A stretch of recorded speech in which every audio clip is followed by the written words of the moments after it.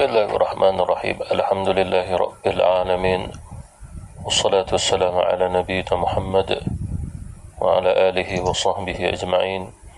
Asyhadu an la ilaha illallah wahdahu la syarika lah wa asyhadu anna Muhammadan 'abduhu wa rasuluh wa huwa habibuhu safiyyuhu qaliluh. Allahumma faqihna fid din wa 'allimna ta'wil wa ja'alna min ibadika salihin. Allahumma ta'alina bi futuhil 'arifin وارزقنا فهم النبيين وزدنا علما نافعا ولسانا ذاكرا وقلبا خاشعا وعملا متقبلا ورزقا حلالا طيبا واسعا والحمد لله رب العالمين. Amin. Kita mulai dulu berkaitan dengan aqaid, iaitu aqidah, berkaitan dengan kalimat la ilaha illallah yang telah kita pelajari pada muqaddimatul kalimah syahadah, asyhadu an la ilaha illallah wa asyhadu anna Muhammadar Rasulullah. Secara usulnya apa yang perlu kita ketahui, bahawasanya berkewajipan bagi kita untuk mengetahui maknanya, sama ada ijmali ataupun tafsili. Inilah maksudnya secara ringkas, mudah ataupun lebih mendalam daripada itu. Walaupun begitu, kewajipan untuk mengetahui, memahami dua kalimah syahadah ataupun dimulai dengan la ilaha illallah berdasarkan firman Allah, fa'alam annahu la ilaha illallah. Jadi Allah Subhanahu wa taala, dia tidak perintah kita untuk baca qul ataupun qulu la ilaha illallah, tapi yang diperintah oleh Allah Subhanahu wa taala kepada kita, fa'lam annahu la ilaha illallah. Jadi kalimah fa'lam itu menunjukkan pada ilmu pengetahuan. Jadi ulama menyatakan ilmu itu yang wajib kita belajar sehingga kita tasdik fi qalbi kita annahu la ilaha illallah, bahawasanya tiada Tuhan yang disembah melainkan hanya Allah Subhanahu wa ta'ala. Jadi ini sambungannya. Kata Imam Al-Baihaqi. Imam Al-Baihaqi adalah seorang ulama hadis. Dia juga bermazhab Syafi'i. Bukan sekadar ulama dalam mazhab Syafi'i di sudut fiqh. Dia ulama hadis, Al-Hafiz, yang telah menghafal hadis lebih pada 100,000 hadis, dan juga telah menyusun kitab berkaitan dengan aqidatul Islam, termasuk juga kitab Syu'abul Iman, iaitu berkaitan dengan cabang-cabang iman. Dan dia antara ulama akidah ahlu sunnah wal jamaah yang berpegang teguh dengan mazhabnya akidah al-Asy'ariyah. Jadi apa katanya? Wa illam ya'lam ma'naha fahuwa kafir yakhalludu fin nar wa in shalla wa sama wa atiya az-zakah wa hajju baitillah wa lam yarith wa lam yurath qurbatil muslimin. Dia seorang imam di sudut akidah, di sudut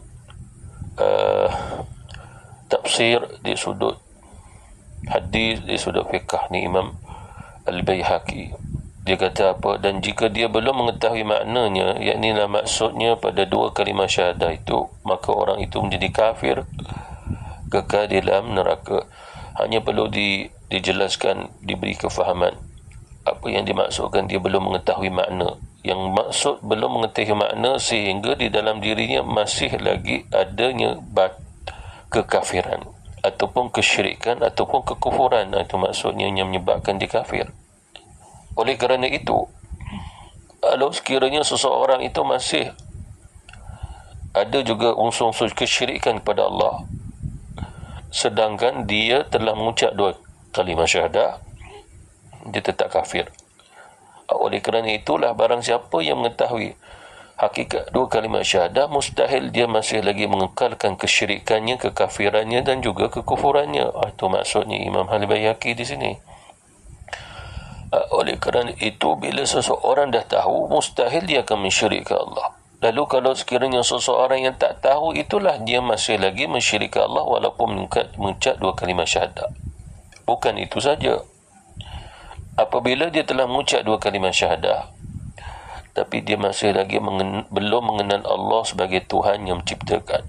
Walaupun dia solat, walaupun disebutkan di sini dia puasa, mengeluarkan zakat, menunaikan haji, tetapi dia tidak mengetahui apa yang dimaksudkan dengan dua kalimah syahadah sehingga perlu tasdik dalam hatinya, fi qalbinya, maka dia masih lagi dalam keadaan kafir, seperti mana orang yang mensyirikkan Allah Subhanahu wa ta'ala. Mengapa agaknya? Kerana yang dikaitkan dengan ibadah solat ke ibadah puasa itu adalah satu syariat, dia adalah furu'iyah. Sedangkan mengetahui akan dua kalimah syahadah, dia kembali pada usuliyah. Usul duduk nombor satu. Jadi kalau sekiranya usul itu tidak diketahuinya, bagaimana dia nak mengetahui pada furu'nya? Seperti mana firman Allah, fa'alam annahu la ilaha illallah, itu usuliyah, usul. Wastaghfir li dhanbika, minta ampun pada Tuhanmu, itu usuliyah, itu furu'iyah, jatuh nombor dua. Jadi oleh kerana itulah solat ke puasa dia jatuh nombor dua. Nombor satu dua kalimah syahadah dulu.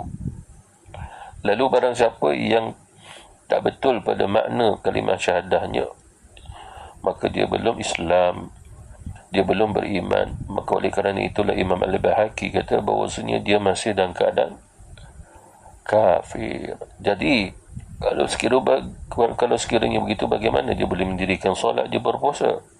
Itu hanya satu perbuatan yang boleh menjadi urufiyah. Uruf ni adalah tradisi masyarakat. Boleh saja seseorang solat sebab dia berketurunan Melayu. Boleh saja seseorang tu puasa kerana orang Melayu puasa. Jadi tidak ada masalah untuk mengikut orang menunaikan haji, lalu dia pun menunaikannya kerana urufiyah, mengikut-ngikut. Tetapi dia sudut dua kalimah syahadah, dia tidak boleh mengikut-ngikut, melainkan tasdik fi qalbi, membenarkan dalam hati dan memahaminya adalah dalam diri dia secara individu, dan tak boleh diikut orang disebabkan tidak tahu tentang tasdik fi qalbi dia jelas atau tidak. Jadi oleh kerana itulah berkaitan iman tidak diwarisi, hanya iman itu dipelajari secara warisi. Itu toras nama dia. Maknanya seorang ayah yang beriman tidak boleh mewariskan imannya kepada anaknya. Gitu maksudnya. Akan tetapi seorang ayah boleh mewariskan ilmu tentang iman kepada anaknya. Tapi nak terus mewarisi iman, diberi terus pada anaknya, itu tidak boleh. Itu bahasa tidak mustahil. Seorang ayah itu beriman tapi anak tidak mahu beriman. Seperti mana datuk beriman sampai ke bapa, ataupun anaknya tidak beriman sampai ke cucu beriman balik. Maknanya cucu beriman seperti mana datuknya, tapi bapanya tidak beriman. Ada juga bapa beriman, datuk beriman, tapi kat dia tidak mahu beriman. Ada juga yang mana datuk tidak beriman tapi bapanya beriman dan dia pun beriman. Jadi oleh kerana itu iman tidak diwarisi, hanya dipelajari bagaimana nak jadi orang beriman. Itu yang perlu kita ketahui. Jadi ini muktamad sebenarnya di sudah akidah Ahli Sunnah wal Jamaah, dan jangan kita mengkaitkan bahawa perkara ini keras, perkara ini agak dahsyat, perkara ini agak ekstrim dengan fatwa demikian. Tidak sebenarnya, tapi ini adalah kesepakatan seluruh ulama akidah Ahlu Sunnah wal Jamaah. Dia bukannya perlu satu penjelasan yang panjang lebar sehingga kita kena merekod, menghafal, memahami itu semua. Tidak, secara ijmali saja. Asyhadu an la ilaha illallah, aku naik saksi bahawasanya tiada Tuhan yang aku sembah melainkan hanya Allah. Tambah lagi yang Maha Esa, yang Maha Berkuasa, tidak ada masalah. Dan aku naik saksi bahawasanya Nabi Muhammad itu utusan Allah, ataupun boleh juga disebut Rasulullah, ataupun semudah-mudah tasdik fi qalbinya adalah aku bersaksi bahawasanya tiada Tuhan melainkan Allah. Sah juga kalimah tu. Aku bersaksi bahawasanya Nabi Muhammad pensuruh Allah. Selesai, sah juga. Jadi apa maksudnya di sini? Barang siapa yang ada tasdik fi qalbi, membenarkan dengan apa yang disebutkan tadi pada makna itu, maka dia seorang yang Islam. Dia seorang yang beriman selagi mana dia mengamalkan berdasarkan iman dah. Kerana ada tasdik fi qalbi, maka dia beriman. Tapi kalau sekiranya tasdik fi qalbi tidak ada, hanya kalimah syahadah dua yang berada di mulut saja, maka dia sebagai orang Islam. Tak boleh bunuh dia. Darah dia tu tak boleh bunuh lah, tak halal pada darahnya. Tetapi berkaitan hal ihwal amal iman, itu kita serah kepada Allah Subhanahu wa ta'ala. Itulah antara kaedah ulama akidah Ahlussunnah wal Jamaah mengajar kita, dan dia juga dikenali sebagai ahli kiblah. Ahli kiblah maksudnya kalau ditanya siapa Tuhan kamu, dia boleh jawab Allah. Siapa Nabi kamu, Nabi Muhammad. Apa kitab kamu, imam kamu, Quran. Siapa saudara mara kamu, saudara maraku adalah orang-orang Islam. Apa kiblat kamu, kiblatku adalah Kaabah di Baitullahil Haram. Itu mana ahli kiblah. Mana kita tidak boleh mengkafirkan mereka, walaupun mungkin sebahagian daripada perbuatan mereka itu ada unsur-unsur kafir. Belum terus mengkafirkan mereka, sehinggalah jelas kekafiran itu melalui perbuatan, perkataan ataupun sesuatu yang jelas mereka menyatakan mereka dalam keadaan demikian. Seperti mana sekarang ni antara isu, ada satu golongan menyatakan Allah itulah Rasulullah, Rasulullah itu adalah Allah, Allah itu adalah Muhammad, Muhammad itu adalah Allah. Jadi dia kata apa? Dia kata Nabi Muhammad dia bohong dia tipu, padahal dia adalah sebenarnya Tuhan. Dia kata begitu. Jadi ajaran itu memang telah tersebar sebenarnya lama di tanah air tercinta Malaysia ini, cuma baru viral sahaja. Seterusnya berkata lagi Imam Al-Baihaqi rahmatullahi alaih, fawajaba ala kulli mukallafin tahsilu ma'naha ala aslihi wa ta'limuhu wa akhadahu ala ahlihi. Maka wajib ke atas setiap mukallaf lelaki dan perempuan menghasilkan maknanya atas asalnya, mempelajarinya dan mengambilnya ke atas ahlinya untuk menghuraikannya. Jadi di sudut usuliyah, di sudut usul, wajib bagi kita belajar daripada ahli. Ini yang kita sebut ahli ma'rifah tadi. Makna wajib bagi kita laki-laki ataupun perempuan untuk mengetahui makna itu melalui ulama-ulama kita yang mengajarkannya kepada kita. Ada kalanya kita belajar benda ni secara rasmi, kadang-kadang kita dapat secara tak rasmi, kadang-kadang melalui bacaan, kadang-kadang tak baca, tapi kita mendengar, kadang-kadang tertengok satu video di mana seorang guru, seorang ustaz menghuraikannya. Itu maknanya dalam keadaan tidak ada persediaan untuk mengetahuinya, tapi dia melihat dan mendengarnya. Tetapi yang dimasukkan kewajipan di sini adalah benar-benar dia membawa dirinya dengan satu ilmu yang dipelajari ilmu tersebut. Itu maksudnya wajib. Jadi apa yang saya sebutkan tadi kadang-kadang hanya sekadar tertengok, terdengar, itu tidak termasuk daripada yang perlu dihasilkan. Yang maksud perlu dihasilkan adalah itu ahlinya, dia mempelajarinya, bersimpuh di depannya, talaki dengannya, mendengar apa yang keluar pada mulutnya. Itu yang maksud daripada Imam Al-Baihaqi ni. Itulah maksudnya. Oleh kerana itu, kalau sekiranya seseorang itu belajar tanpa dia melalui dengan proses guru yang mengajar, sehingga dia mendengar satu persatu, maka tidak disebut sebagai dia telah belajar, tapi itu adalah namanya usaha dia dalam mengetahui sesuatu. Tapi nak jadi talabil ilmi, tidak, dia perlu dalam keadaan persiapan, dengan persiapan yang sungguh-sungguh untuk mengetahui, dengan cara mempelajarinya dan mengambilnya daripada ahlinya. Maksudnya dia sudah aqidatul Islam. Tidak sempurna ilmu kita kalau sekiranya dengan sekadar bacaan. Kita beli buku itu, kita beli buku ini, lalu kita mula membacanya. Maka kata ulama, tidak melengkapkan akan pengajian akidah kalau cara begitu. Jadi bagaimana yang lengkapnya? Yang lengkapnya adalah dengan cara mengambil ilmu itu terus daripada ahlinya. Ahli di sini adalah sesuatu yang telah ditetapkan oleh Allah dan bukan kita yang menetapkannya, seperti mana firman Allah, fas'alu ahla dzikri in kuntum la ta'lamun. Maka hendaklah terus kamu bertanya kepada ahli zikri. Kata Abdullah bin Abbas, ahli zikri itu ahli ma'rifah, ahli tauhid, ahli syahadah, ahli iman, yang akan menghuraikan maknanya dua kalimah syahadah kepada kita, sehingga kita mempelajari dan terus mengambil pada mulut dia. Maksudnya terus, bukan semata-mata rujukan daripada buku ataupun kitab. Itulah maksudnya Imam Al-Baihaqi untuk kita mengetahui maknanya tadi. Seperti mana kalau sekiranya sekadar buku kita baca, itu hanya tulisan yang baca kita. Jadi apabila kita yang bacanya, kita tak termasuk orang yang sedang belajar. Yang belajar ni maksud ada tenaga mengajar kita ngapa yang kita baca. Itu pun namanya belajar.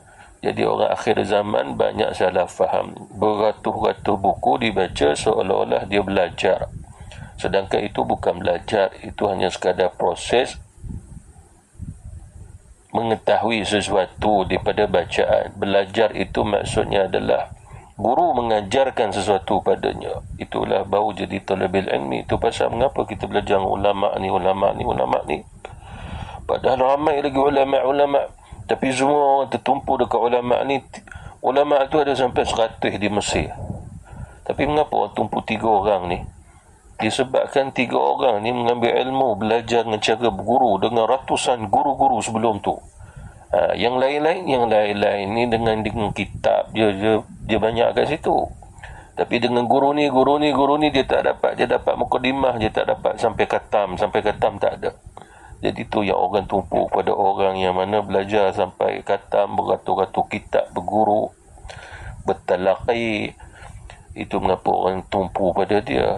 Itulah perbezaannya mengapa ulama'-ulama' yang macam ni menjadi ahli ilmu, padahal ada lagi ulama'-ulama' yang lain. Itu pasal kita akhir zaman ini ada 2 ulama'. Satu ulama' yang rajin membaca menulis. Satu lagi ulama' adalah rajin bertalaqi, belajar dengan guru, dia tak menulis, tapi dia berbicara. Yang menulis adalah anak murid dia. Jadi nombor 1 dengan nombor 2, ahli adalah nombor 2. Nombor 1 bukan ahli. Nombor 1 kalau kita belajar dengan dia, dia menyampaikan. Dia bukan mengajar kita. Yang mengajar kita yang nombor 2 tu. Mengapa agaknya? Sebab konsepnya adalah khairukum man ta'allama al-Quran wa 'allamah. Konsepnya juga seperti mana Rasulullah belajar dengan Jibril. Lalu Rasulullah mengajar para sahabat. Para sahabat mengajarnya orang tabi'in yang tak sempat nak belajar dengan Rasulullah sallallahu alaihi wasallam, sehinggalah imam-imam kita yang menjadi mujtahid, Imam Syafi'i, Imam Abu Hanifah, Imam Abu Hasan Asy'ari, Al-Maturidi, Imam Malik, semua adalah proses dengan talaki antara dengan ulama' dan bukan dengan proses belajar dengan cara menulis. Sebab dulu-dulu tidak ada penulisan dengan beratus-ratus, beribu-ribu kitab. Mereka melalui periwayatan yang mereka tulis dengan tangan mereka. Seperti mana kata Abdullah bin Imam Ahmad. Abdullah adalah anak kepada Imam Ahmad. Dia kata, bapaku telah meriwayatkan dan menulis hadis dengan tangannya sebanyak 1 juta hadis. Yang pernah ditulisnya dalam sebuah kitab, katanya 500,000 hadis. Dalam hafalannya ada 1 juta. Itu Imam Ahmad rahmatullahi alaih. Imam Syafi'i 300,000 hadis.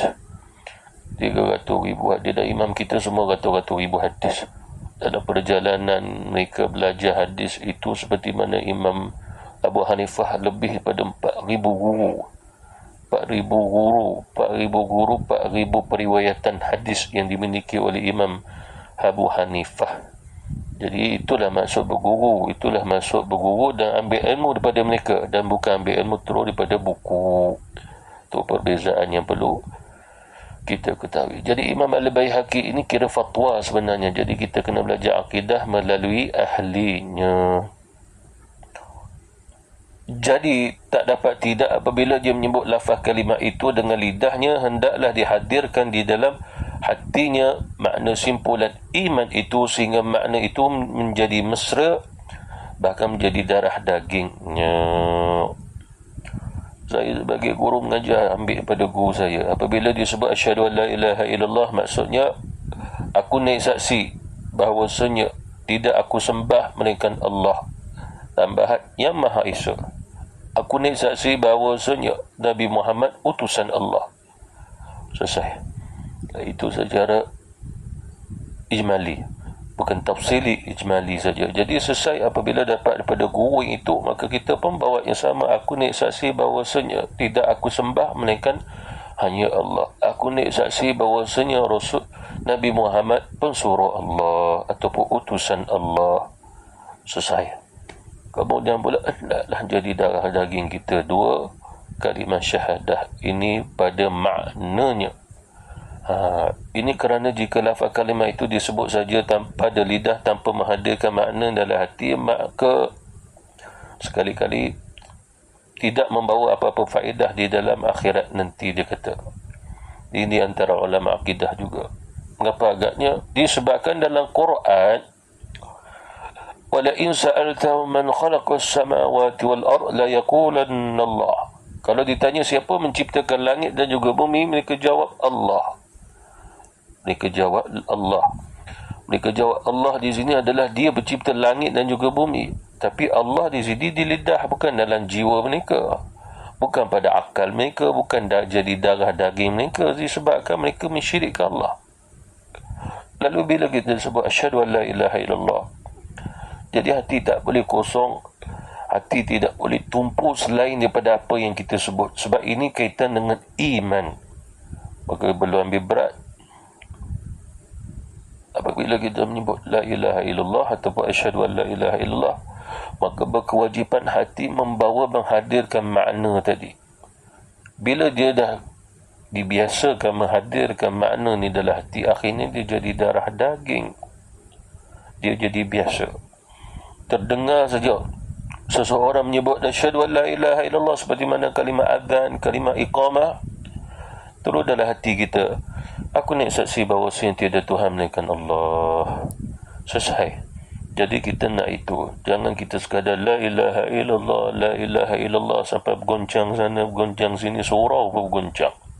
Tapi dalam hati dia kosong tanpa makna.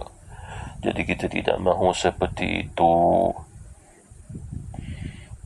Cuma manfaat itu diperolehi di dalam dunia saja, kata ulama. Maknanya dia sebut asyhadu an la ilaha illallah ialah manfaat dunia sebab dia dah masuk kalimah zikir, kalimatut tauhid, kalimatut thayyibah.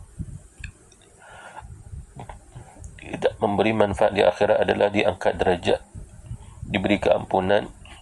Itu kata ulama-ulama kita. Sebab kalimah asyhadu an la ilaha illallah ataupun kita baca la ilaha illallah dapat memberi keampunan atas dosa-dosa. Tapi kalau sekiranya sewaktu kita membacanya hati kita kosong, maka tidak diberi keampunan atas dosa kita itu. Itu yang kata ulama, perbezaan menyebut dengan lidah tapi kosong pada hati, dengan orang yang menyebut di lidah dan ada penghayatan dalam hati. Perbezaan di mana seorang tak gugur dosa, seorang lagi barulah gugur dosa. Yang gugur dosa itu kalau dia menghayati dengan apa yang dia baca.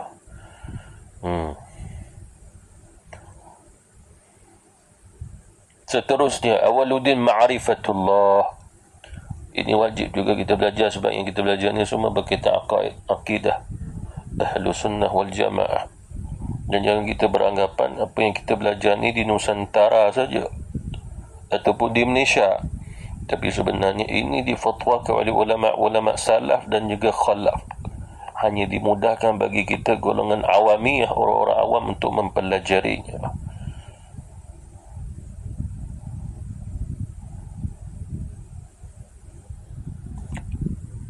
Awwaluddin ma'rifatullah, maksudnya adalah permulaan agama itu mengenal Allah. Ini ittifaq, seperti mana kata Imam Al-Ghazali, Hujjatul Islam. Seperti mana ulama-ulama kita menyatakan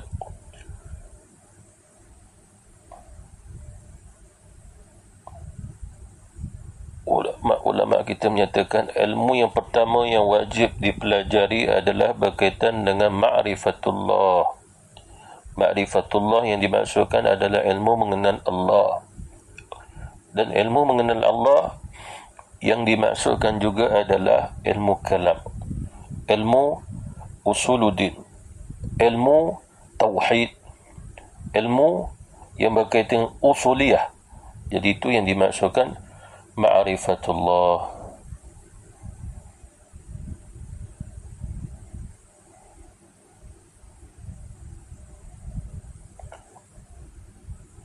Iaitu perkara mengenal Allah Subhanahu wa taala ini perkara yang wajib. Yakni maksudnya mengenal Allah dengan 3 yang perlu kita ketahui. Yang pertama adalah yang wajib atas Allah, yang kedua mustahil atas Allah, yang 3 adalah harus atas Allah Subhanahu wa taala. Nanti kita akan pelajari 20 sifat wajib pada Allah yang daripada anak-anak kecil pun dah belajar dah. Allah wujud, qidam, baqa, wa khalafatu lil hawadis, qiyamuhu bin nafsih, wahdaniyah, qudrah, iradah, ilmun, hayyah, sama, baqsa, sampailah pada bahagian kaunuhu, sampailah kaunuhu mutakalliman. Jadi yang tu semua kita kena hafal jadi darah daging, betul-betul duduk dalam hati, dalam jiwa, dalam akal, dalam hati sanubari kita. 20 sifat wajib Allah Subhanahu wa taala dalam diri kita. Kita tak pandai ilmu lain pun tak apalah, tapi yang ni jangan sampai tak pandai. Kita tak pakar ilmu itu, tak pakar ilmu ini, tak apa. Yang ni kita kena pakar. Ilmu lain mungkin kita tak perlu halus-halus, tapi ilmu yang ni perlu halus-halus. Kecuali jangan sampai kepada hakikatnya saja. Mana hakikat pada zat Allah Subhanahu wa taala. Itu yang pertama. Yang kedua pula, walaupun disebut sebagai awaluddin ma'rifatullah, tapi kita tidak boleh tinggal bahagian yang kedua adalah wajib, mustahil dan harus bagi Nabi. Yakni dalam erti kata perkara yang hak bagi Allah dan juga segala juga pada Rasulullah SAW. Kerana apa agaknya? Sebab dia terkandung pada kalimah 2 syahadah yang kita baca. Asyhadu an la ilaha illallah. Illallah itu maksudnya apa? Illallah dah masuk pada 20 sifat wajib, 20 sifat mustahil, 1 sifat harus. Wa asyhadu anna Muhammadar Rasulullah, masuklah situ 4 sifat wajib, 4 sifat mustahil, 1 sifat harus. Jadi semuanya pada 2 kalimah syahadah kita wajib tahu 50 sifat tu. Jangan kita kata susah. Perkara ini diberi peluang oleh Allah Subhanahu wa taala puluhan tahun. Kalau 1 sifat tu kita belajar, kita tak boleh 1 sifat belajar setahun. Kita kena ambil 2-3 tahun lah 50 sifat. Tapi sekarang ni umur kita dah puluhan tahun, tapi belum darah daging lagi 50 sifat itu. Jadi itu yang kita belum dapat pada maqam khususiyah, khawas. Kita masih lagi maqam pada umumiyah, awam. Itu orang awam saja. Tapi orang awam yang tak lalai, orang awam yang belajar agama lah. Begitu dibezakan dengan orang awam yang lalai, yang jauh daripada agama. Cuma nak masuk pada khawas, tak boleh nak masuk sehingga mesti jadi ahli ma'rifah dulu. Ini semua dah jadi darah daging dia. Asma'ul Husna itu memang dah jadi makanan sarapan dia, makanan tengah hari dia dengan Asma'ul Husna Allah Subhanahu wa taala. Itu artinya agamalah yang mengenal Allah Subhanahu wa taala itu. Apa maknanya? Wasilah dengan agamalah yang membawa kita mengenal Allah. Sebab Allah yang memberi kita agama. Agama itu disebut ad-din. Ada agama itu disebut tariqil Islam. Agama itu juga disebut tariqil iman. Islam dan juga iman. Agama juga disebut sebagai tariqul ihsan. Islam, iman, ihsan. Itu semua adalah ad-din, adalah agama. Selain daripada itu, ad-din ini kembali balik pada Quran dan sunnati Rasulullah sallallahu alaihi wasallam. Jadi semua ni dihimpunkan sebagai wasilah untuk ma'rifatullah, untuk mengenal Allah Subhanahu wa taala. Adalah agama itu sendiri sudah mengenali Allah Subhanahu wa taala lebih dahulu semasa kita belum ada di dunia ini lagi. Dia sudah sedia mengenalinya. Apa maksudnya? Tapak ilmu telah disediakan oleh Allah sebelum kita ini ada jasad dan roh seperti mana sekarang ni. Telah disiapkan oleh Allah Subhanahu wa ta'ala. Disebabkan apa? Seperti mana yang saya sebutkan tadi. Ad-din itu adalah Islam, iman, ihsan. Semua itu adalah satu ilmu, semua itu adalah satu ma'rifah yang telah ditetapkan oleh Allah kepada hamba-hambanya. Hanya saja ketetapan itu setelah roh dan jasad bertemu, maka dia akan berjalan dengan imannya, Islamnya, ihsannya. Dan begitu juga Allah Subhanahu wa ta'ala terlebih dahulu mengajar kita tentang iman dan ma'rifatullah sewaktu kita berada dalam alam barzah lagi. Seperti mana firman Allah, alastu bi rabbikum, bukankah aku Tuhan kamu? Qalu bala syahidana, maka semua para roh itu menjawab, benar ya Allah, kau Tuhan kami. Apa maksudnya di sini? Maksudnya tidak lain melainkan terlebih dahulu kita mengenal Allah sebelum roh itu masuk dalam jasad.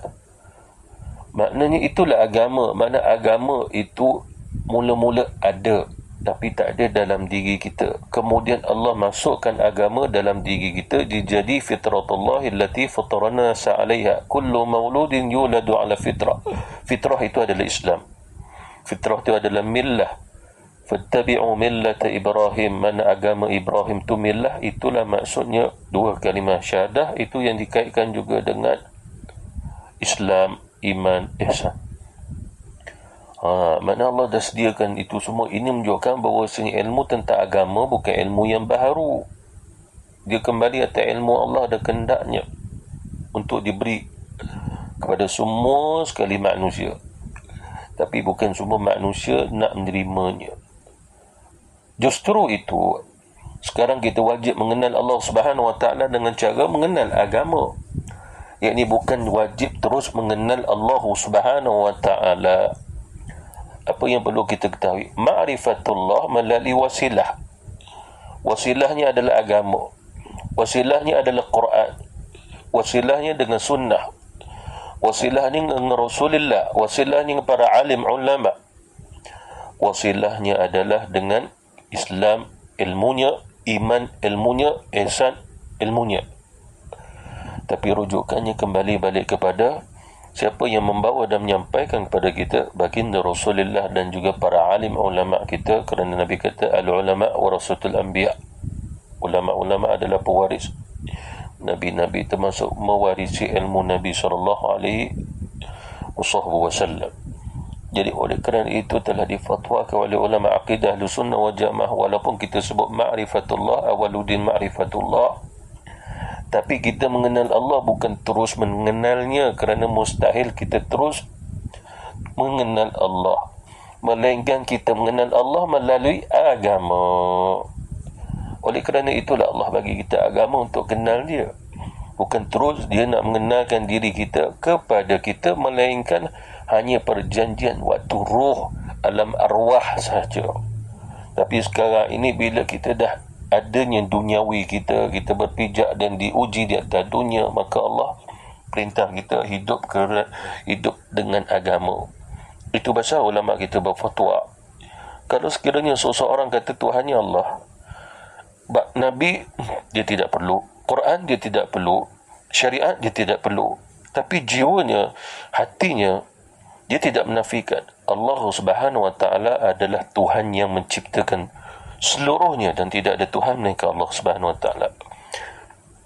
Dan dia menafikan ada Tuhan selain pada Allah Subhanahu wa ta'ala. Cuma dia tidak mahu agama. Tidak perlu dinisbahkan kepadanya dengan Islam. Tidak perlu dikaitkan diri ini itu beriman. Tidak perlu dikaitkan dia perlu bersyariat, berperundangan Islam. Cuma dia meyakini Allah Subhanahu wa ta'ala Tuhannya. Hanya soalannya, adakah dia diterima oleh Allah? Jawapannya tidak, bahkan dia kafir. Dia seorang kafir. Bahkan akhir zaman ada juga orang yang nak berpegang gitu. Dia tidak memerlukan Quran, dia tidak memerlukan sunnah, hadis, ulama, perundangan, syariat. Mereka tak berminat itu semua. Cuma bagi mereka Allah Subhanahu wa ta'ala Tuhannya. Dia mencintai Allah. Dia hanya mahu ke Allah, dan dia mempercayai syurga ciptaan Allah, dan dia mohon juga agar Allah memasukkan dia ke dalam syurga. Cuma dia tidak mahu agama. Kalau ditanyanya, adakah kamu Islam? Saya tidak memerlukan Islam kerana saya memerlukan Allah. Cukup bagi saya Allah. Sebab Islam adalah agama dan Islam bukannya Allah. Begitu kan, dia ada hujah dia. Dia ada hujah dia. Ini hujah nama falasi ni kalau kita belajar bab berdebat nama falasi. Falasi hujah yang mana pakai guna logik akal semata-mata. Falasi ini sangat salah. Seperti mana contoh orang kata makan banyak-banyak nanti badan gemuk. Ada juga orang makan banyak-banyak badan dia tak gemuk. Orang kurang makan nanti dia kurus. Ada juga orang kurang makan gemuk juga. Itu namanya falasi, makna dia tidak boleh berpegang itu sebenarnya yang berlaku. Begitu. Jadi kita kena tahu di sini usul ni, maknanya jalan untuk mengenal Allah telah disepakati oleh ulama dengan agama. Itu yang saya sebut tadi, dia tak mahu agama tapi dia mahu ke Allah, tetap dia kafir. Tetap dia kafir. Cuma kedudukan di akhirat itu serah kepada Allah. Sama ada Allah Subhanahu Wa Taala ma'adzabnya sebab dia tak bersyariat. Cuma Allah Subhanahu Wa Taala Tuhannya mana ada iman. Mungkin itulah iman sebesar zarrah tu. Mungkin satu hari Allah nak bawa dia masuk dalam syurga juga kan, setelah tak tahu berapa lama dia azab. Sebab dia tak mahu agama kan, dia tak mahu bersyariat. Tetapi dia mahu ke Allah. Makna itulah mungkin itu yang diberi contoh iman sebesar zarrah tu. Imannya bersatu lah sebab dia percaya Allah. Percaya Allah bukan iman jadi besar ke? Tidak, yang menyempurnakan iman adalah kembali balik dengan agama. Bukan kena Allah saja. Agama dah yang menyempurnakan kita bermakrifatullah. Menyempurnakan ilmu makrifah itu dengan agama. Bukan terus pada Allah, mengenalnya saja.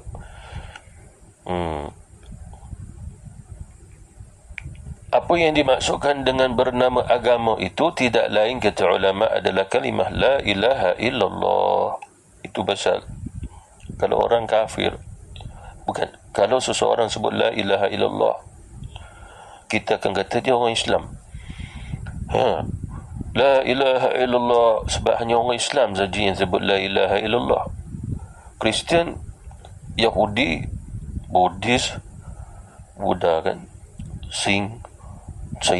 Cina, apa nama dah, macam-macam lah agama-agama yang saya belajar tu, semua tak mau menyebut la ilaha illallah sebab dia kata itu semua Islam punya, bukan untuk mereka.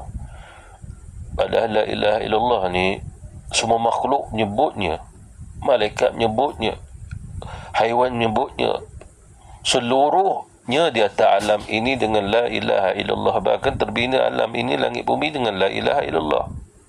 Kerana alam ni mengenal Allah. Seperti mana tadi kala talaqi tu dalam surah Al-Isra, semua sekali di atas dunia ni bertasbih memuji Allah. Walakin la tafqahu wa tasbihahum, tapi kamu tak tahu macam mana ditasbih kepada Allah. Cuma Allah kata di langit di bumi semua tasbih. Subhanallah. Allah kata semua yang kita tengok benda-benda tu sedang tasbih. Yang hidup ataupun yang mati masih bertasbih. Sehingga selagi mana dia tidak hancur, dia bertasbih. Langit, bumi, angin yang bertiup, nafas kita, itu semua sedang bertasbih. Mata kita ni tanpa kita sedar, dia sedang bertasbih. Bulu mata kita ni pun sedang bertasbih. Sebab Allah kata semua sekali. Hanya saja jiwa diri kita yang tak mau tasbih. Tapi selain daripada kita, dia bertasbih kerana dia milik Allah Subhanahu Wa Taala. Walakin la tafqahuna tasbihahum, tapi kamu tak tahu macam mana dia punya tasbih. Apa maksud di sini? Makna semua makhluk mengenal tiada Tuhan melainkan Allah. Hanya tak mau kenal ni adalah manusia dan juga jin saja, kata Rasulullah sallallahu alaihi wasallam. Jadi kalimah la ilaha illallah itulah kalimah ad-din, kalimah tauhid, kalimah thayyibah, semua duduk dalam agama. Jadi kita perlu ada agama. Tu pasal barang siapa tak mau agama, samalah dia tak mau la ilaha illallah. Dia mahu Allah, tapi dia tak mau la ilaha illallah, maka dia kafirlah. Jadi wajib bagi orang-orang Islam mengetahui hakikat kalimah ini. Sebab itulah kedatangan hukum syarak mewajibkan setiap orang Islam mempelajari ilmu usuluddin. Ilmu usuluddin ni ilmu tauhid yang kita belajar tu, akidah, sebagai sebab untuk menyempurnakan pengetahuan bagi hakikat kalimah ini agar iman seseorang itu dapat diterima. Wallahu ta'ala alam. Jadi ini mukadimah pada awwaluddin ma'rifatullah. Kita kena ingat ni kalimah macam ni. Dan yang pertama, kita kena ingat juga berkaitan dengan sifat wajib bagi Allah macam wujud, qidam, baqa, dan seterusnya sampai 20 sifat. Kemudian pula sifat yang mustahil bagi Allah. Mustahil bagi Allah adama. Dia dulu tak ada, kemudian dia ada. Mustahil bagi Allah Subhanahu wa ta'ala itu binasa. Sedangkan Allah tu baqa. Selain pada itu qidam, makna terdahulu ada. Kemudian pula Allah Subhanahu wa ta'ala itu baqa, kekal, makna tidak ada kesudahan. Mustahil dia ada kesudahan. Contoh yang lain, Allah Subhanahu wa ta'ala qudrah, sifat wajib pada Allah berkuasa. Mustahil pada Allah Subhanahu wa ta'ala bersifat lemah. Makna lemah di sini lawan balik kepada sifat berkuasa tadi. Jadi ada 20 sifat wajib, 20 sifat mustahil. Satu sifat harus pada Allah adalah harus bagi Allah. Dia nak bagi kita nyawa, nak bagi kita rezeki. Harus bagi Allah nak kiamat ke alam ini. Harus bagi Allah nak bagi kita Nabi Rasul. Harus bagi Allah mematikan, menghidupkan kita. Terpulang pada Allah.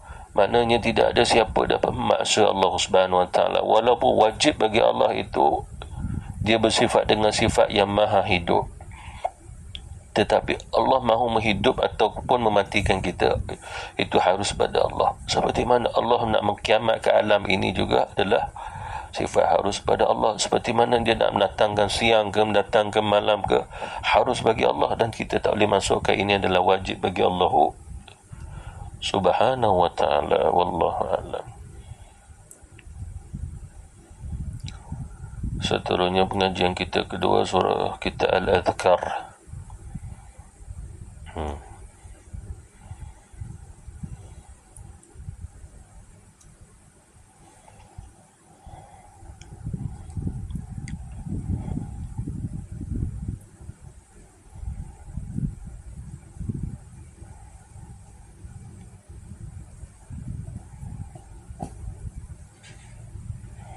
Al-Azkar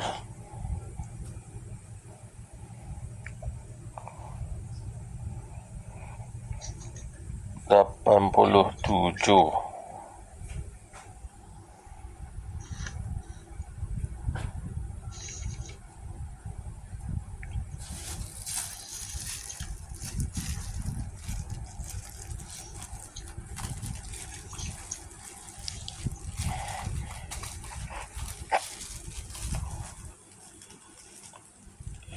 Ini berkaitan masjid ni. Hari tu tak silap zikir ketika masuk dan keluar masjid. Yalah. Sekarang 86. Sekarang hari tu last 84. Tapi ustaz punya 87. 86 tu ulangan saja riwayat. 87 tu ada dia punya doa. Yang ni. Lain.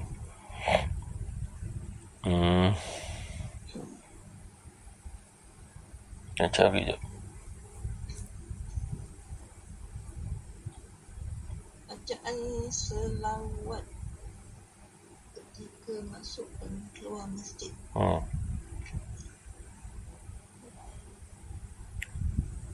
Kitab tu nombor berapa hadisnya? Yang kitab saya ni yang 86 lah. Yelah, macam tu lah. Kan? Kitab punya muka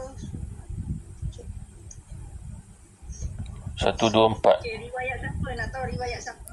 Kita stop dekat riwayat Transpire tinggal kat sini ni nombor 84. Jadi sekarang ni 55 lah.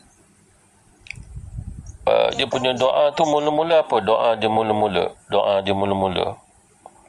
Allahumma yang saya tanda ni iza dakhala ahadukum. Itu riwayat nak doa dia, doa. Doa Allahumma inni as'aluka min fadlik.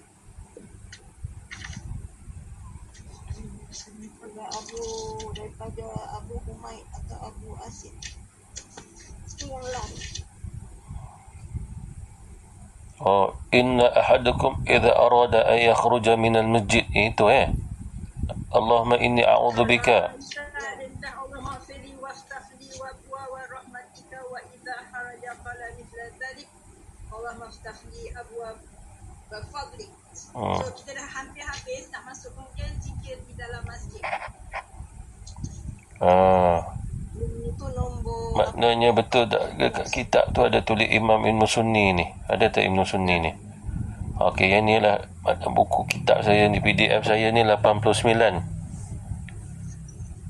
Tak apa, kita baca dulu. Bismillahirrahmanirrahim. Bismillahirrahmanirrahim. Ini diriwayatkan daripada Abdullah bin Al-Hasan, daripada ibunya, pada neneknya ni, datuk dia lah. Rasulullah SAW apabila masuk ke dalam masjid, Nabi memuji Allah. Apa maksud memuji Allah? Alhamdulillah. Kemudian Nabi mengucapkan tasmiyah, Bismillah. Kemudian Allahumma ghafirli. Jadi kita baca ini, Allahumma ghafirli waftah li abwaab rahmatika.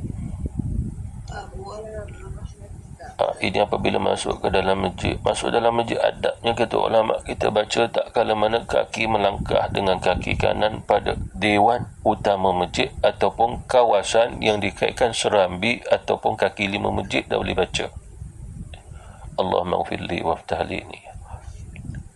Dan apabila baginda Rasulullah keluar daripada masjid, beliau membacakan bacaan tadi juga, Allahumma ghfirli, hanya ditambah Allahumma ftahli abwaba fadlika. Dan perlu kita ketahui sebenarnya banyak lafaz, banyak riwayat. Hanya Imam An-Nawawi dia membawa riwayat ini, kemungkinan ini riwayat yang kuat berbanding pada riwayat yang lain. Dan sanad hadisnya adalah hasan. Sebagai ulama kata sanadnya adalah sahih. Jadi kita jangan lupa untuk membaca apabila masuk ke dalam masjid, bacalah Alhamdulillah, lepas tu baca Bismillah, ataupun Alhamdulillah kemudian pun boleh, kemudian Allahumma ghfirli. Kemudian pula dalam riwayat yang lain, kita selawat atas Rasulullah. Riwayat yang lain bagi salam atas Rasulullah sallallahu alaihi wasallam. Dalam satu riwayat yang lain daripada Abu Humamah radhiyallahu anhu, daripada Nabi sallallahu alaihi wasallam, Nabi dia bersabda, inna ahadakum idza arada an yakhruja min al-masjid tada'at junudu iblis wa ajlabat wa jama'at kama tajtami'u an-nahlu ala sa'subiha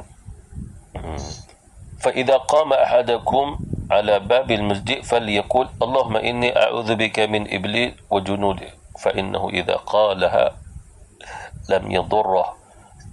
Rasulullah SAW kata apa ni? Nabi kata, sesungguhnya jika salah seorang di antara kamu hendak keluar daripada masjid, kata Rasul, maka bala tentera iblis saling memanggil, mendatangkan temannya, lalu berkumpul sebagaimana lebah berkerumun kepada ratunya di mana disarangnya. Maka ketika salah seorang di antara kamu berdiri di depan masjid, maksudnya di sini apabila hendak keluar pada masjid, maka hendaklah dia mula membaca Allahumma inni a'udzubika min iblis wa junudih. Dan beberapa riwayat sebenarnya beberapa riwayat.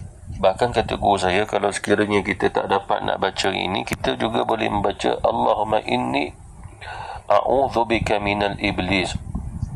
Tak perlu wa junudi, ataupun juga ditambah dengan wa junudi. Juga kata guru saya, kalau sekiranya tidak juga kita ingat untuk membaca lafaz ini, kita juga boleh membaca a'udzubillahi minasyaitanir rajim. Kata guru saya, bacalah sebanyak 10 kali. Gitu. Jadi dia masuk dalam keadaan meminta perlindungan kepada Allah Subhanahu Wa Taala daripada gangguan iblis dan juga tentera-tenteranya, maknanya setan-setan yang jahat-jahat. Sebab kata Rasul, apabila kamu baca sewaktu kamu keluar daripada masjid, maka syaitan tersebut, termasuklah iblis, tidak akan memudaratkannya.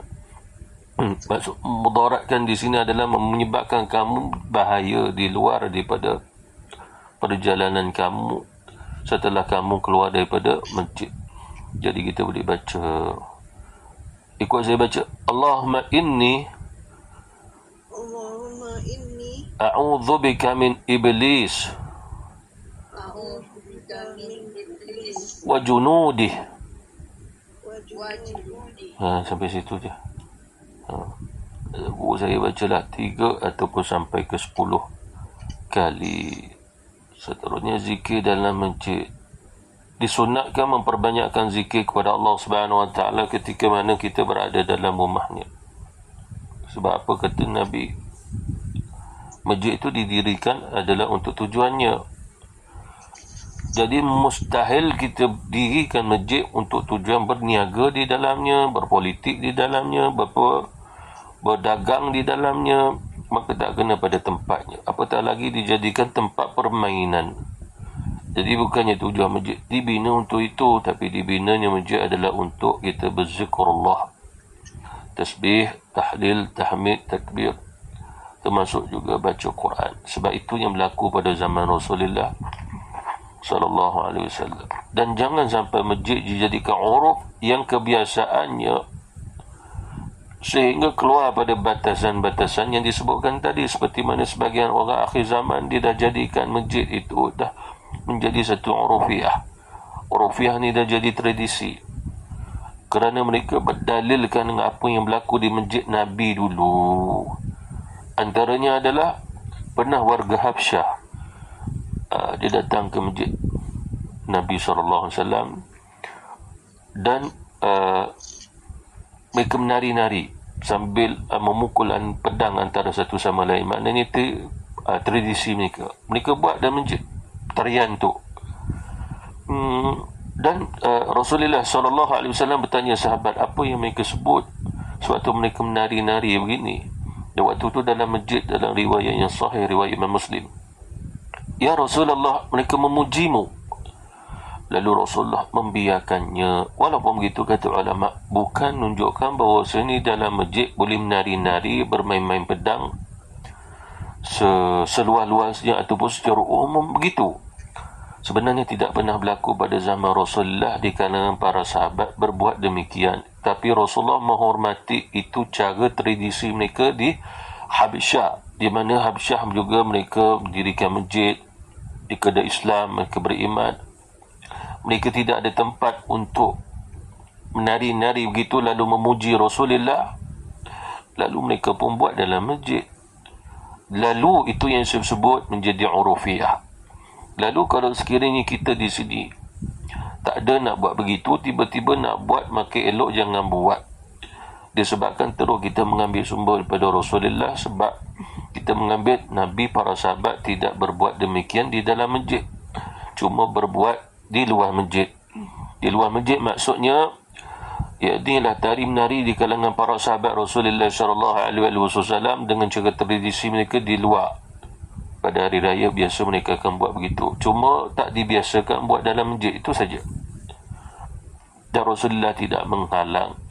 Hanya kita tidak boleh membawa dalil diperbolehkan dalam masjid untuk bermain-main. Itu yang dimaksudkan. Seperti mana sebahagian masjid hari ini pun, mungkin bukan di Indonesia, di luar sana, ajak budak-budak main bola dalam masjid. Maknanya berdasarkan hadis tadi, dia tidak boleh menjadi urufiyah. Sedangkan padang bola itu tempat sesuai untuk main bola, dalam rumah Allah sesuai untuk sujud. Lalu takkan kita nak biarkan orang berpijak berlari di dalamnya? Maka kita mandang lebih pada adab. Jadi kita tidak mahu bermula tradisi demikian, kerana kita bukannya masjidnya ada tradisi begitu seperti mana masjid di Habsyah. Dan masjid ini juga, mana tradisi ini juga tidak adanya di dalam masjid Rasulullah SAW. Kerana tradisinya masjid Rasulullah adalah dengan tasbih, tahlil, tahmid, takbir, pengajian ilmu, menangis, termasuk juga belajar adab dan juga membaca kitab Allah selain pada mempelajari sunnah. Itulah masjid Rasulullah SAW daripada dulu sehinggalah hari ini. Jadi jangan semudah-mudah menggunakan dalil yang tidak kena pada tempatnya. Termasuk di antara yang disunahkan adalah mempelajari ataupun membaca dan mempelajari hadis Rasulullah SAW. Termasuk juga kita belajar sewaktu dalam rumah Allah ilmu fiqh, ilmu tentang hukum hakam, dan begitu juga ilmu tentang syariat Islam, seperti mana firman Allah Subhanahu wa taala, fi buyutin adzinallahu an turfa'a wa yudhkara fiha ismuhu yusabbihu lahu fiha bil ghuduwi wal asar rijalun tulhihim, tu sambungan ayat. Bertasbih kepada Allah di dalam masjid-masjid yang telah diperintahkan untuk dimuliakan dan disebut namanya di dalamnya. Itu maknanya zikrullah, belajar asma'ul husna Allah di dalam rumah Allah Subhanahu wa taala pada waktu pagi dan juga waktu petang. Sehingga Allah kata laki-laki maknanya orang yang belajar di dalam masjid tu. Ini menunjukkan bahawasanya masyru' disyariatkan di dalam rumah Allah Ta'ala kita belajar ilmu pengetahuan agama dengan sebaik-baiknya. Seperti mana juga firman Allah Subhanahu wa Ta'ala, wa man yu'azzim sya'airallah fa innaha min taqwal qulub, dan barang siapa yang mengagungkan syiar-syiar yakni agama Allah Subhanahu wa Ta'ala, maka sesungguhnya itu timbul daripada ketakwaan hati. Mana ketakwaan hati ini kesan daripada pembelajaran, kesan daripada pembelajaran yang dipelajari di dalam masjid. Kerana di dalam masjid itu adanya para malaikat duduk di atas sayap-sayap malaikat. Sentiasa juga malaikat membaca Allahumma ighfir lahu warhamhu, dan macam-macam lagi fadilat-fadilat sewaktu kita berada di dalam rumah Allah Subhanahu wa ta'ala. Maka ini pengkhususan dan bukan keumuman. Makna rumah Allah Ta'ala dia dikhususkan untuk amalan-amalan tersebut. Kalau kita memandang hukum tu jadi umum, itu yang jadi dia berniaga dalam masjid, berdagang dalam masjid, iklan-iklan tu juga duduk dalam masjid. Itu oleh kerana itu dipandang bahawa saya lebihkan pada hal ehwal yang dikhususkan berbanding daripada yang menjadi hukum umum. Di luar masjid boleh umum, dalam masjid jangan jadi umum, hukumnya khusus. Satu hukumnya khusus bukan mudah nak menjadi satu keumuman. Bila jadi umum, itu bahasa senang-senang orang kafir boleh duduk dalam masjid. Sebab apa? Sama, dia duduk luar masjid dengan dalam masjid sama.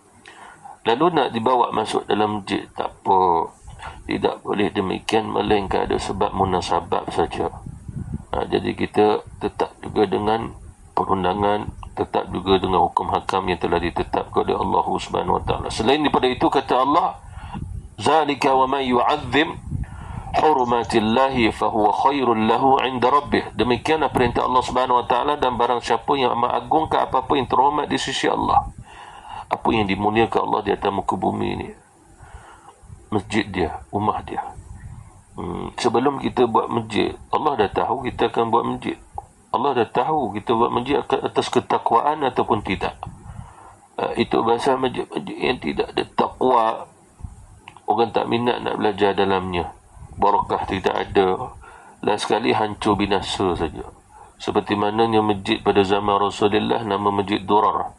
Zaman Rasulullah orang munafik buat, tapi bukan untuk sembahyang jemaah dalam tu, untuk mesyuarat agung.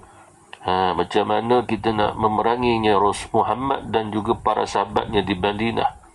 Orang munafik John Adventure orang musyrikin bertemu buatnya mesyuarat agung di dalam masjid Dirar.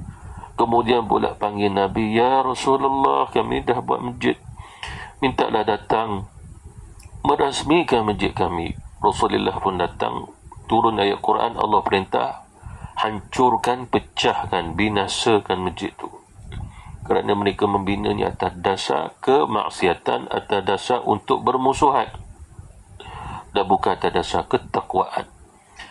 Itu yang wujud masjid-masjid begitu tu.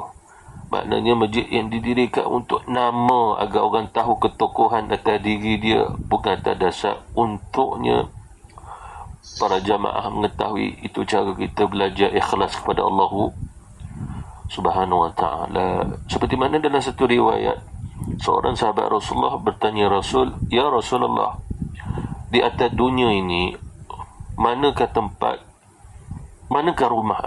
rumah yang paling dicintai oleh Allah? Nabi kata, la adri, aku tidak tahu. Turun Jibril ke Rasul, ya Muhammad, seolah-olah engkau dalam keadaan mahu bertanya sesuatu. Benar ya Jibril, umatku bertanya, dalam dunia ini manakah rumah yang paling dicintai oleh Allah? Lalu Jibril kata, la adri ya Muhammad, aku pun tak tahu. Lalu Jibril alaihi wasallam bertanya kepada Allah. Allah menjawabnya, ya Jibril, bagi tahu kepada Muhammad agar dia bagi tahu kepada umatnya rumah yang paling aku cintai, rumahku, masjid. Jadi apa jawapannya di sini? Rasulullah bila tak tahu pun la adri. Malaikat Jibril pun tak tahu, la adri. Maksud la adri, aku tak tahu. Jadi begitulah ilmu yang kita perlu ada adalah apa yang kita tak tahu, jawab juga la adri. Jangan kita menjawabnya sedangkan kita tak mengetahui, maka terselahlah kesilapan dan juga kejahilan kita. Dalam hadis Rasulullah SAW, Nabi kata, innama buniyatil masajidu lima buniyat lahu. Masjid itu dibangun hanyalah untuk kepentingan yang sesuai dengan fungsinya. Fungsinya apa di situ? Seperti mana ayat tadi, untuk zikrullah, untuk majlis ilmu. Jadi jangan kita adakan perniagaan pula di dalamnya. Rasulullah SAW pernah bersabda kepada seorang Arab Badui yang kencing dalam masjid, sebab orang tu tak tahu. Apa kata Nabi? Inna hadhihi al-masajid la tawsulu li syai'in min hadha al-bawli wa la qadhar. Innama hiya li dhikrillah ta'ala wa qira'atil Quran. Sesungguhnya masjid-masjid ini tidak pantas, tidak patut untuk orang buang air di dalamnya, kecil ataupun besar, sampai meludah sekalipun. Begitu. Kerana masjid-masjid itu hanyalah untuk berzikrullah dan membaca Al-Quran. Itulah yang dimaksudkan oleh Rasulullah sallallahu alaihi wasallam. Wallahu ta'ala alam. Nanti insya-Allah nanti kita ikuti pula pada perbahasan adab sewaktu kita berada di dalam masjid. Ya, tanya. Ya, saya dah tanya. Ya, banyak kali tanya tu. Tanyalah. Dalam masjid ni, so kalau kita macam kita lama tak jumpa dengan kawan tu, kita boleh hanya boleh bagi salam je lah. Bagi salam, jawab salam. Taklah, tanyalah khabar dia bagaimana. Mana-mana boleh bertanya lah khabar. Boleh. Rasulullah pun tanya sahabat Rasulullah seperti mana sahabat-sahabat, seperti mana Nabi kata, mana fulan, mana fulan. Lepas tu Nabi pun tanya, ada tak siapa di antara kamu mimpi semalam? Kalau dia mimpi, cerita, aku nak takwil mimpi dia. Tak ada masalah. Sebab apa? Perkara itu dia tidak ada kaitan seperti mana orang berdagang, berniaga. Mari, sekilo RM5, sekilo RM5. Tidak mengapa untuk kita bertanya khabar, kemudian memberi salam. Itu masih dalam al-ihwal ibadah dan adab sesama Muslim. Itu tak ada masalah. Bahagian macam bak dunia tak boleh lah kan? Ya? Macam bercakap bak dunia lah, tanya bak dunia lah. Boleh cakap bab dunia, tapi nak tengok dia cakap bab dunia tu bab apa. Jangan dia cerita siapa semalam tu menang jara lagu-lagu. Lepas tu semalam Malaysia lawan Thailand, siapa menang sepak takraw. Itu isu orang masuk mahkamah tu. Macam mana dia sekarang ni, berapa tahun dia merengkok. Jangan tanya itu. Sebab bila dalam masjid, bila tengok macam tu, jadi takutlah, duduk diam je. Bagus, jangan duduk diam, zikrullah lah kan. Yelah zikir Zikir lah. pada kawan-kawan takut timbul Adalah. bercakap elak macam elak diri sikit. Tanyalah kalau nak tanya. Ni soalan kedua. Macam mana kalau macam masjid tu dia biarkan yalah kanak-kanak main-main kat dalam ruang solat tu.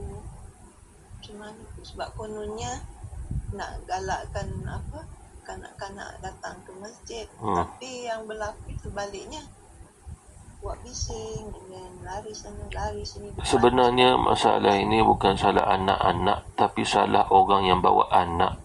Sebab kita tak boleh ingatkan anak, sebab dia anak-anak, dia belum waras.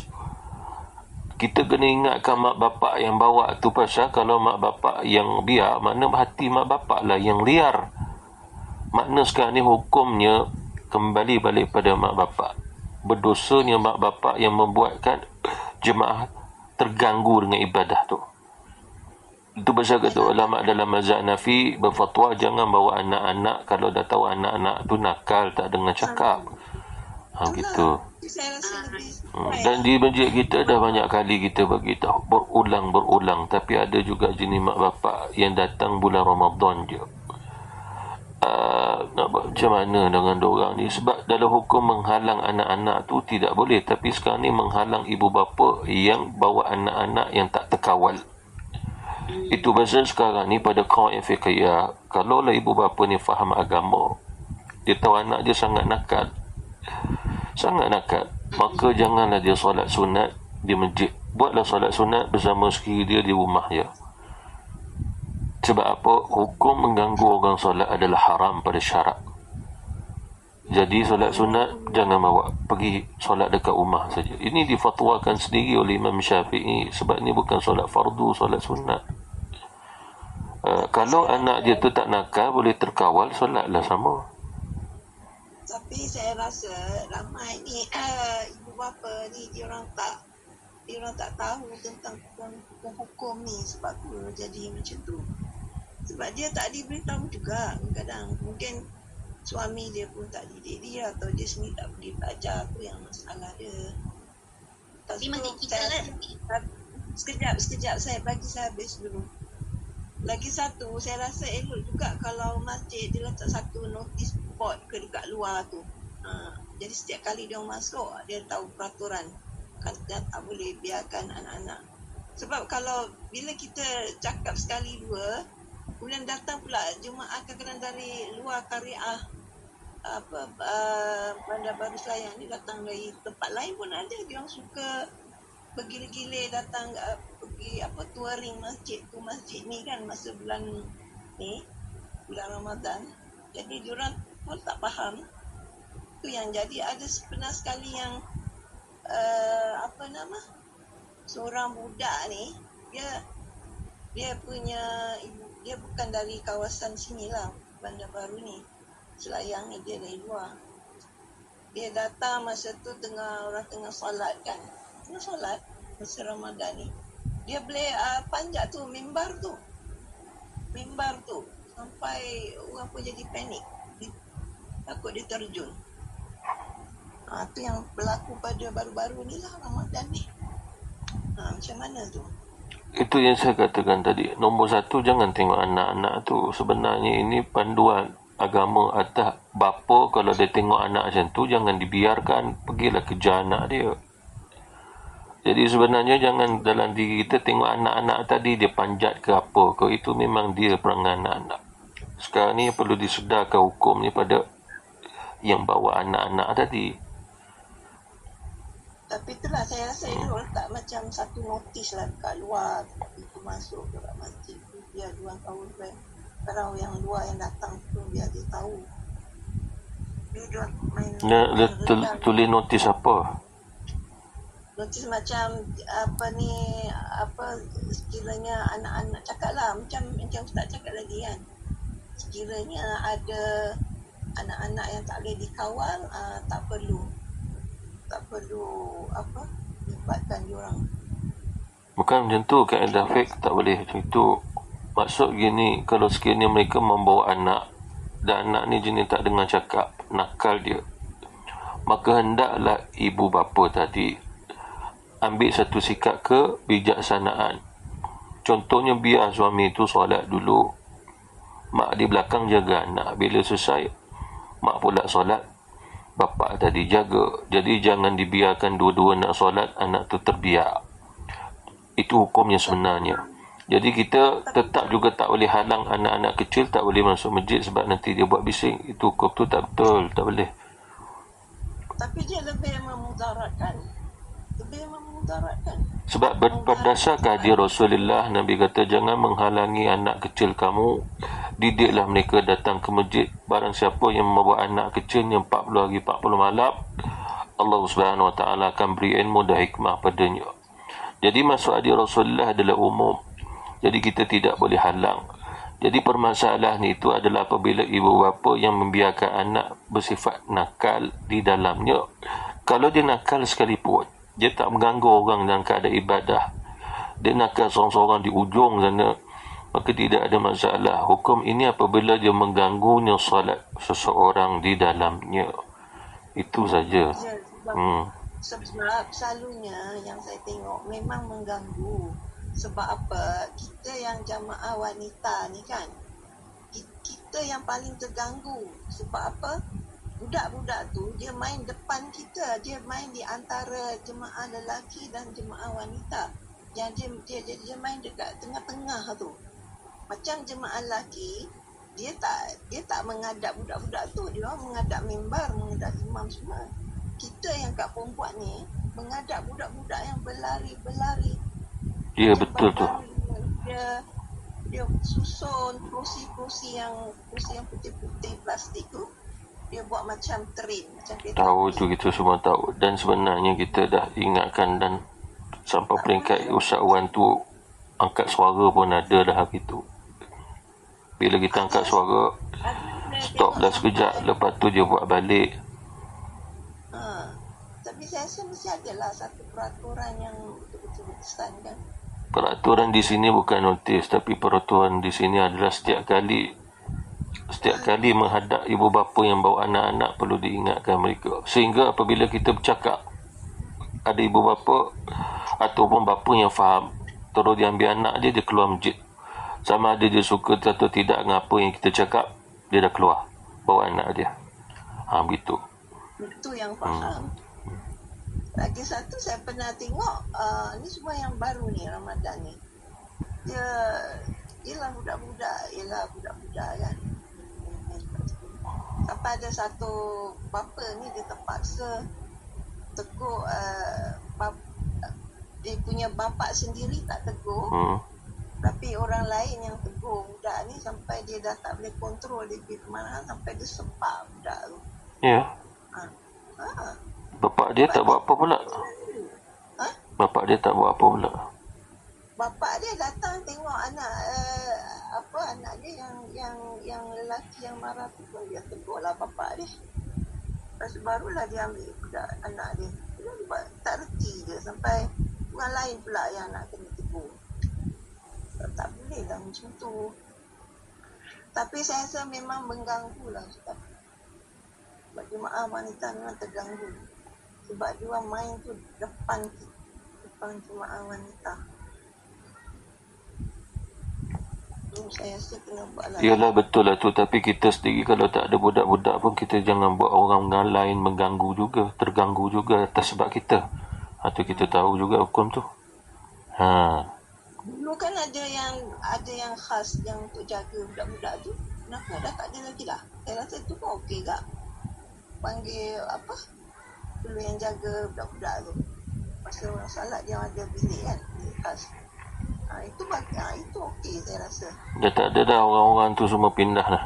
Pindah kat Australia ke New Zealand dah. Wallahu ta'ala alam. Iklankan mana-mana yang lain tu. Boleh je masjid bayar je lah. Tapi saya harap tahun depan tak jadilah macam ni lagi. Itu je lah. Lagi satu yang saya tengok dekat YouTube, kenapa Masjidil Haram ni ada orang-orang kafir yang boleh masuk, dah boleh masuk.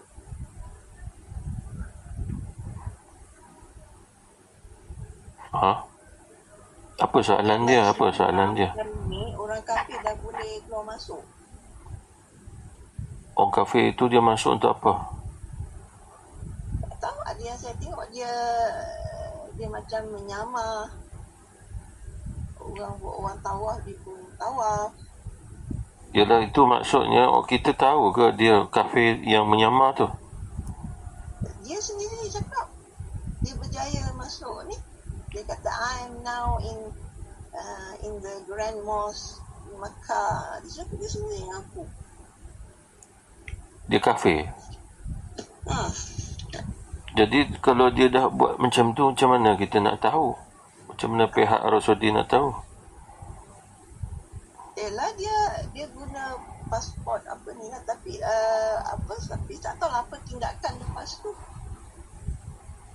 Maksud saya pihak Saudi dia tengoklah tahu kalau dah macam tu. Sebab ini dah tersebar. Teacher kena tanya pihak Saudi, bukannya bincang kat sini. Tak, saya cakap je sebab kita belajar tentang ni kan, ada dekat masjid ni. Tapi saya heran lah kenapa.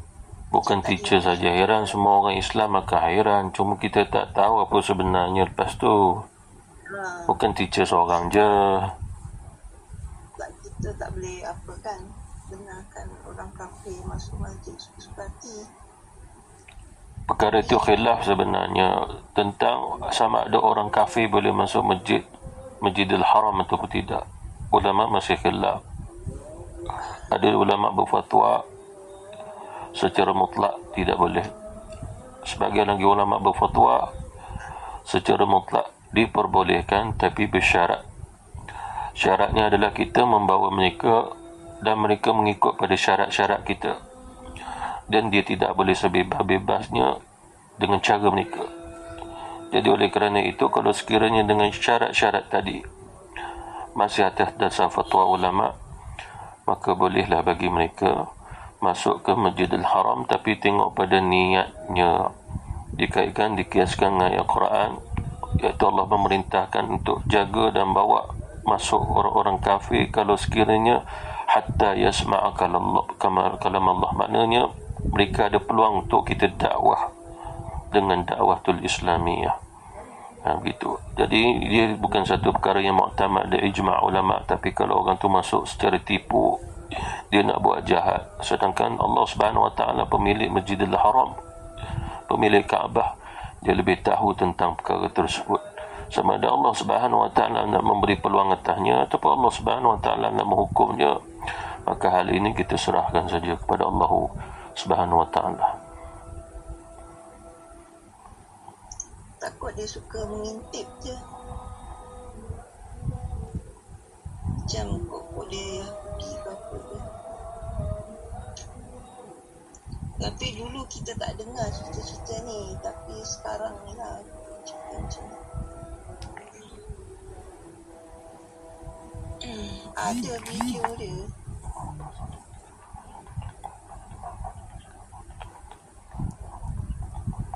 Okey, terima kasih Ustaz.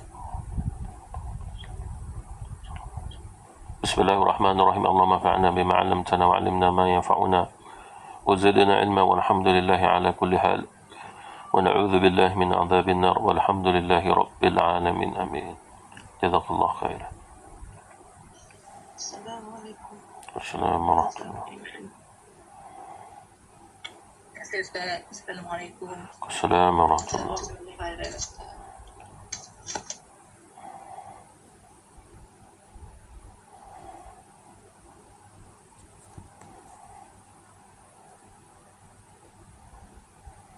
اللهم رب هذا والصلاة القائمة محمد رسول الله.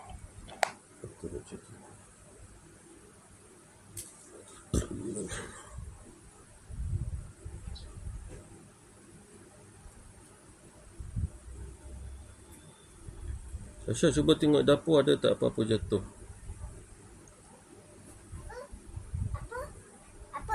Tengok dekat dapur ada tak apa-apa jatuh.